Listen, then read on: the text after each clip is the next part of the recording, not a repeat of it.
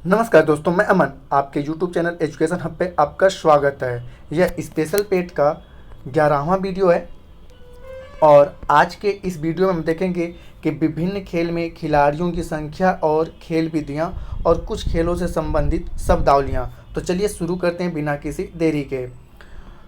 तो यहाँ पर पहला क्वेश्चन है, खो खो में कितने खिलाड़ी एक टीम में होते हैं? ऑप्शन ए है 11, ऑप्शन बी है 17, ऑप्शन सी है 12 और ऑप्शन डी है 9।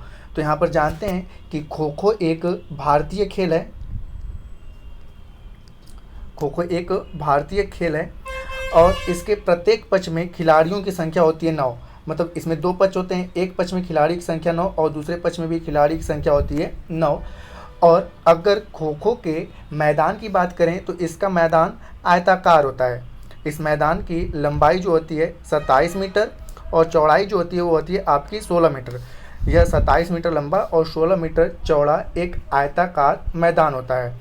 इसमें बात की जाए तो इसमें 9-9 मिनट में छूने और दौड़ने का काम बारी बारी से प्रत्येक मैच में 4 पारी में विभिन्न वर्ग के द्वारा किया जाता है। और खो खो से संबंधित शब्दावलियों की बात करें तो खो खो में कुछ शब्दावलियों का प्रयोग किया जाता है, जैसे कि स्तंभ। स्तंभ कुछ लोग इसे पोस्ट के नाम से जानते हैं। दूसरा है आपका केंद्रीय गली। केंद्रीय गली या इसे लेन के नाम से भी जाना जाता है। अगला है आपका धावक और अगला है आपका चेंजर। ठीक है, तो यह खो खो से संबंधित कुछ शब्दावलियाँ हैं। हालांकि यहाँ पूछा गया है कि खो खो में कितने खिलाड़ी एक टीम में होते हैं, तो इसका सही ऑप्शन होता है डी। एक टीम में खो खो में खिलाड़ियों की संख्या होती है 9। अगला क्वेश्चन है, वाटर पोलो में एक पक्ष में खिलाड़ियों की संख्या कितनी होती है? ऑप्शन ए है 5, ऑप्शन बी है 6, ऑप्शन सी है 7 और ऑप्शन डी है 8।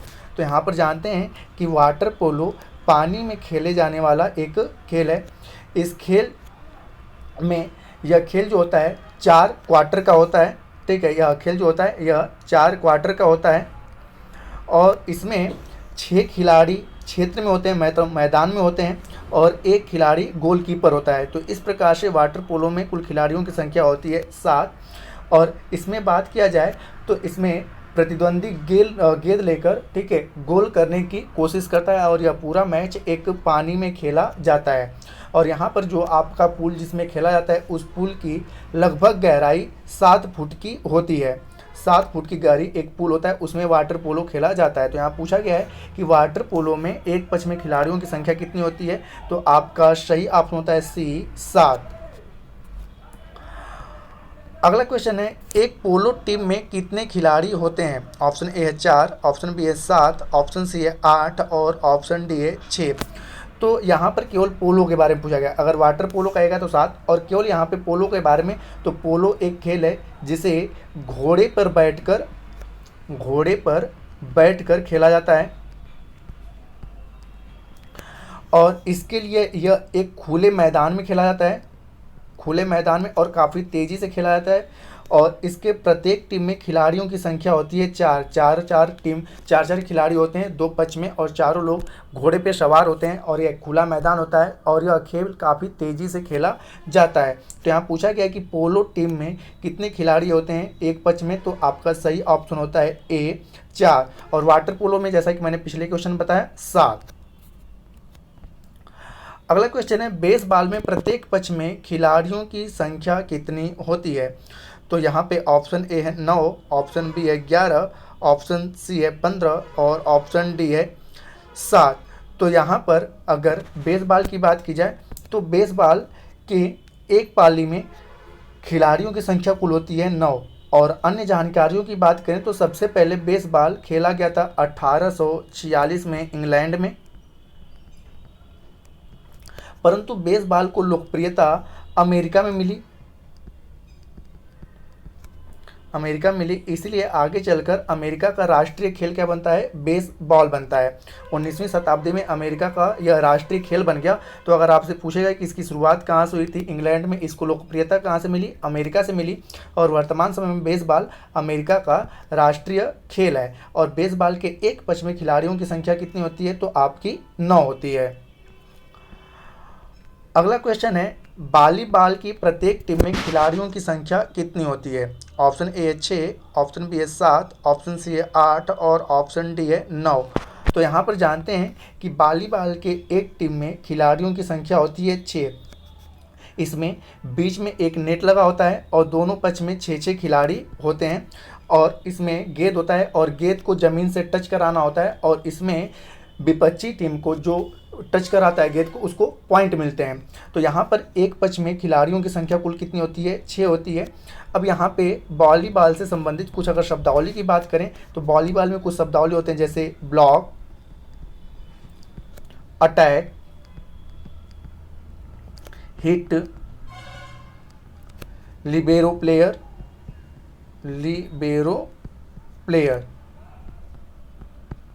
ठीक है, तो ये आपके कुछ वॉलीबॉल से संबंधित शब्दावलियां हैं और पूछा गया है कि वॉलीबॉल की प्रत्येक टीम में खिलाड़ियों की संख्या कितनी होती है? तो आपका सही ऑप्शन होता है ए, 6 होती है। अगला क्वेश्चन है बास्केटबॉल के खेल में दोनों ओर कितने कितने खिलाड़ी होते हैं? ऑप्शन ए है 5, ऑप्शन बी है 6, ऑप्शन सी है 7 और ऑप्शन डी है 4।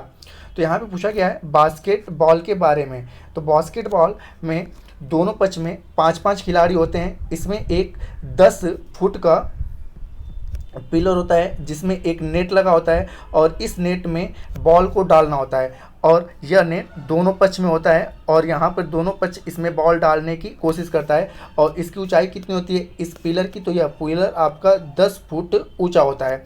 तो इसके एक पक्ष में 5 खिलाड़ी और दूसरे पक्ष में भी 5 खिलाड़ी होते हैं। तो पूछा गया है कि बास्केटबॉल में खिलाड़ियों की संख्या कितनी होती है? तो आपका सही ऑप्शन होता है ए, 5। बास्केटबॉल में खिलाड़ियों की संख्या होती है 5। अगला क्वेश्चन है कितने खिलाड़ी एक टीम में मैदान पर क्रमशः खो खो, कबड्डी, वॉलीबॉल व बास्केटबॉल खेलते हैं? तो यहाँ पूछा गया है कि खो खो ऑप्शन ए है 7, 9, 5, 6, ऑप्शन बी है 5, 6, 7, 9 और ऑप्शन सी है 9, 7, 6, 5 और ऑप्शन डी है 7, 6, 6, 9। तो यहाँ पर जानते हैं खो खो में, तो जैसा कि बताया गया खो खो में खिलाड़ियों की संख्या होती है 9 और कबड्डी में अगर बात करें तो कबड्डी में एक पक्ष में खिलाड़ियों की संख्या होती है 7। वॉलीबॉल में खिलाड़ियों की संख्या की बात करें तो वॉलीबॉल के एक पक्ष में खिलाड़ियों की संख्या होती है 6 और बास्केटबॉल में एक पक्ष में खिलाड़ियों की संख्या होती है 5। तो इस प्रकार से देखते हैं तो आपका सही ऑप्शन होता है सी कि 9, 7, 6, 5, क्योंकि खो खो में 9 खिलाड़ी होते हैं, कबड्डी में 7 खिलाड़ी होते हैं, वॉलीबॉल में 6 खिलाड़ी होते हैं और बास्केटबॉल में 5 खिलाड़ी होते हैं। तो इस प्रकार सही ऑप्शन होता है आपका सी। अगला क्वेश्चन है वॉलीबॉल, बास्केटबॉल तथा बेसबॉल खेल में प्रत्येक पक्ष में खिलाड़ियों की संख्या क्रमशः होती है? ऑप्शन ए 5, 6, 9, ऑप्शन बी है 6, 9, 5, ऑप्शन सी है 6, 5, 9 और ऑप्शन डी है 6, 5, 7। तो यहाँ पर जानते हैं कि वॉलीबॉल के एक पक्ष में खिलाड़ी की संख्या होती है 6, बास्केटबॉल में एक पक्ष में खिलाड़ी की संख्या होती है 5 और बेसबॉल के एक पक्ष में खिलाड़ी की संख्या होती है 9। तो इस प्रकार से आपका सही ऑप्शन होता है सी, 6, 5 और 9। अगला क्वेश्चन है कबड्डी के खेल में प्रत्येक पक्ष में खिलाड़ियों की संख्या कितनी होती है? तो ऑप्शन ए है 5, ऑप्शन बी है 6, ऑप्शन सी है 7 और ऑप्शन डी है 8। तो कबड्डी के खेल में प्रत्येक पक्ष में खिलाड़ियों की संख्या होती है 7। जैसा कि इसमें पता है कि इसमें एक लगभग आयताकार ग्राउंड होता है और बीच में लाइनिंग होती है और दोनों पक्ष में 7-7 खिलाड़ी होते हैं और उन्हें छूना होता है या पकड़ना होता है जिसमें संबंधित टीम को पॉइंट्स मिलते हैं। तो कबड्डी से संबंधित कुछ शब्दावली की बात करें तो कबड्डी में जो शब्दावली का प्रयोग होता है उसका नाम है रेडर, दूसरा है डिफेंडर, तीसरा है बोनस लाइन, चौथा है क्रॉस लाइन और पांचवा है लोना। तो ये सारे शब्दावलियां प्रयोग किया जाता है कबड्डी खेल में और कबड्डी खेल में एक पक्ष में खिलाड़ी की संख्या होती है 7। अगला क्वेश्चन है किस समूह के खेलों में प्रत्येक पक्ष में 7 खिलाड़ी होते हैं?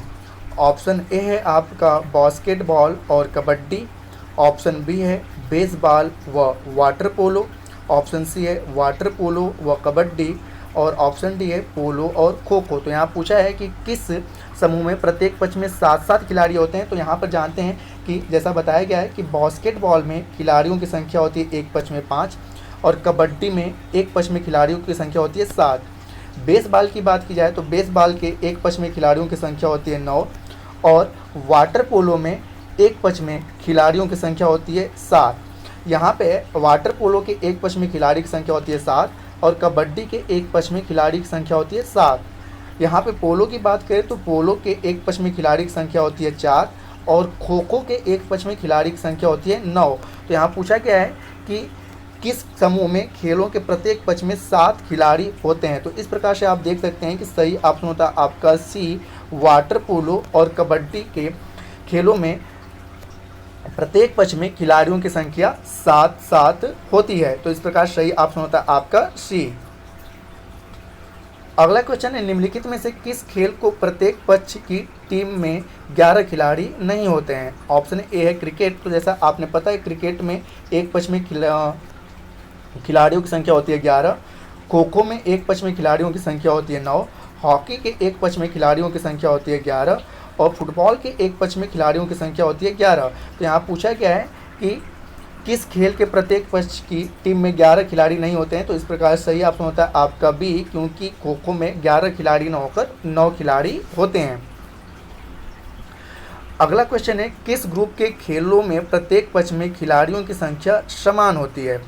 ऑप्शन ए पोलो एवं वाटर पोलो। तो यहाँ पर जानते हैं पोलो में खिलाड़ियों की संख्या होती है 4, जबकि वाटर पोलो में खिलाड़ियों की संख्या होती है 7। यहाँ पे बात करें बास्केटबॉल, तो बास्केटबॉल के एक पक्ष में खिलाड़ियों की संख्या होती है 5, जबकि वॉलीबॉल में एक पक्ष में खिलाड़ियों की संख्या होती है 6।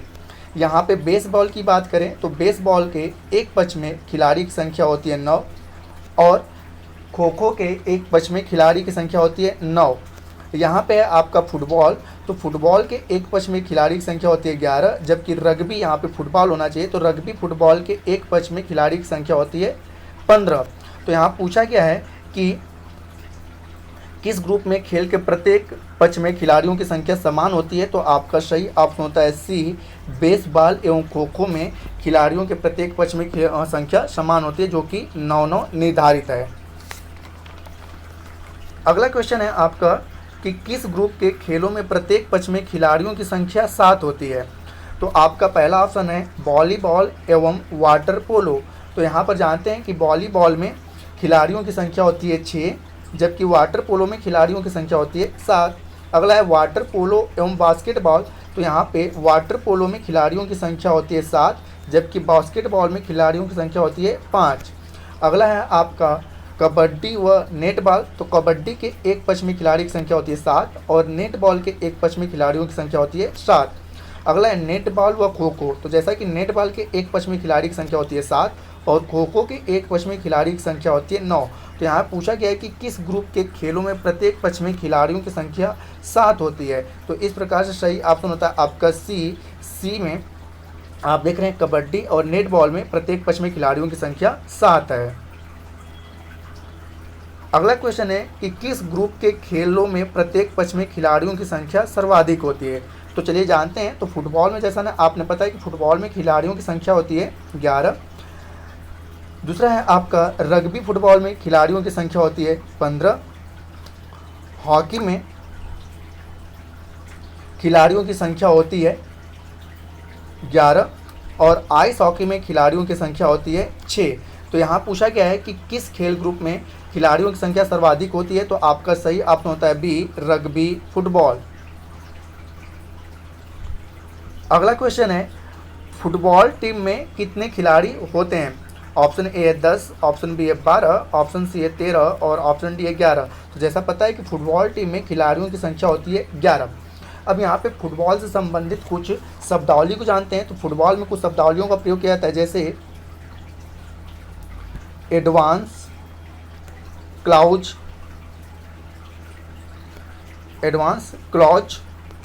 दूसरा है आपका ब्लाइंड साइड, तीसरा है आपका सेंटर फॉरवर्ड।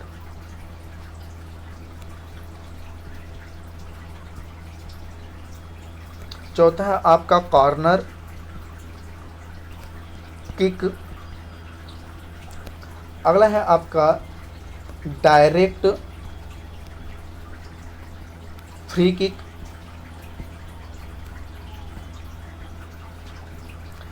अगला है आपका ड्रिबल। अगला है आपका गोल किक। अगला है आपका पेनाल्टी किक। पेनाल्टी किक कुछ और शब्दावलियाँ हैं जैसे रेड कार्ड, थ्रो इन। अगला है आपका पिंग। अगला है आपका हैट्रिक। अगला है आपका मार्किंग ऑफ साइड।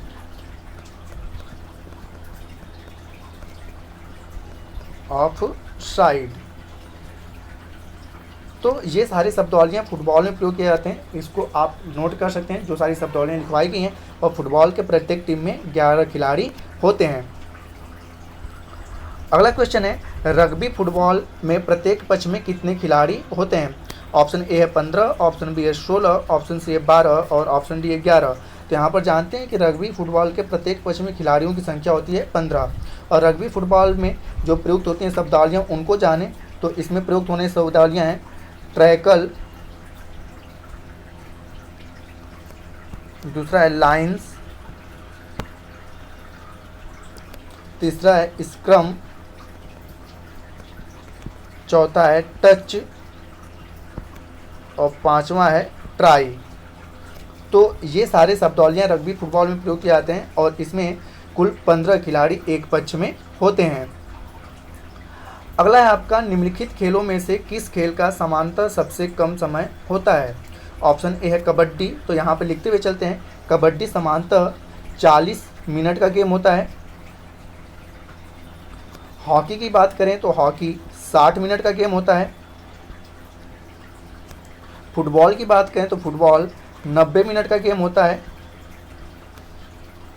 क्रिकेट की बात करें तो यहाँ पे क्रिकेट के कई सारे फॉर्मेट होते हैं, एक दिवसीय जिसे हम लोग वनडे कहते हैं, टेस्ट कहते हैं, T20 कहते हैं, 2020 कहते हैं। तो इसलिए क्रिकेट का कोई फिक्स निर्धारित समय नहीं है। यहाँ पे स्पेशल किसी के लिए पूछा जाएगा तब कि वनडे कितने दिनों में होता है, टेस्ट कितने दिनों के लिए निर्धारित समय होता है, 2020 का समय कितने लिए होता है। तो इसलिए यहाँ पे क्रिकेट को बाहर रखते हैं और यहाँ पे इन 3 खेलों में से देखते हैं तो सबसे कम समय किसका है, तो कबड्डी का है कि कबड्डी कितने समय का होता है, 40 मिनट का होता है। तो यहाँ पूछा गया कि समांतर सबसे कम समय का होता है, तो आपका सही ऑप्शन होता है ए कबड्डी।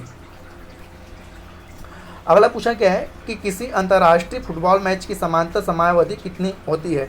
तो ऑप्शन ए है 60 मिनट, ऑप्शन बी है 70 मिनट, ऑप्शन सी है 90 मिनट और ऑप्शन डी है 120 मिनट। तो जैसे कि ऊपर बताया गया कि फुटबॉल का मैच जो होता है वह 90 मिनट का होता है। तो सही ऑप्शन आता है आपका सी।